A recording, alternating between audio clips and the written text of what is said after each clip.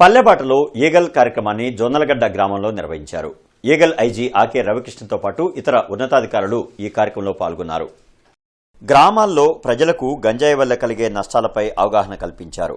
యువత, విద్యార్థులు గంజాయి, మత్తు పదార్థాలకు దూరంగా ఉండాలని, బంగారు భవిష్యత్తును నాశనం చేసుకోవద్దని ఈ సందర్భంగా ఆకే రవికృష్ణ సూచించారు. గంజాయి తీసుకున్నా, అమ్మినా నేరమని, అలాంటి కేసుల్లో పట్టుబడితే వాళ్ల కుటుంబాలు ఎంతో క్షోభకు గురవుతాయని చెప్పారు. గంజాయి, డ్రగ్స్ అక్రమ రవాణాపై 1972 నంబర్కు కాల్ చేసి సమాచారం ఇవ్వాలని రవికృష్ణ కోరారు. పల్లెబాటలో ఈగల్ మేము గ్రామాలకు ఎందుకు వస్తున్నామంటే, ఇంకా గ్రామంలో కూడా ఒకటో రెండో సమస్యలు ఉంటాయి. ఇంకా తప్పకుండా మీరు ఈ కాల్ సెంటర్ని ఉపయోగించుకోండి, 1972ని ఉపయోగించుకోండి. గ్రామంలో ప్రజలందరూ కూడా గుర్తుపెట్టుకోండి. మీరందరూ కూడా ఈ నెంబర్ని అందరికీ ఇవ్వండి, 1972.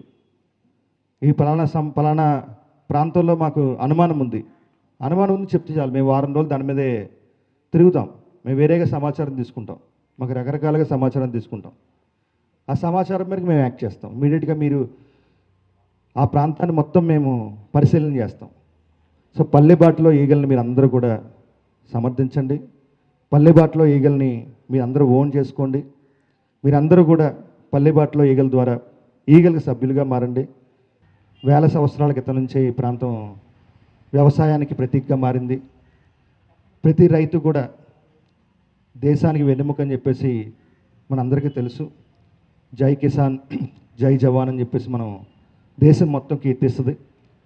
అటువంటి మంచి గ్రామానికి ఈరోజు ఉదయం నేను రావడం, మీరందరూ కూడా ఈ కార్యక్రమంలో పాల్గొనడం, అదేవిధంగా ఇక్కడ గ్రామ పెద్దలు కూర్చున్నారు, కొంతమంది నుంచున్నారు గ్రామ పెద్దలు కూడా, వాళ్ళందరికీ కూడా ప్రత్యేకంగా గ్రామంలో ఉన్న ప్రతి యువకుడికి కూడా ధన్యవాదాలు తెలుపుకుంటూ, ఈగల్ కాల్ సెంటర్ నెంబర్ ఒకసారి చెప్దామా తమ్ముళ్ళు, చెప్దామా గట్టిగాని?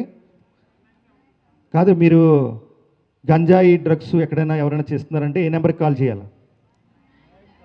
ఓకే, ఒక్కసారి చెప్తాను, చెప్పండి. 1972.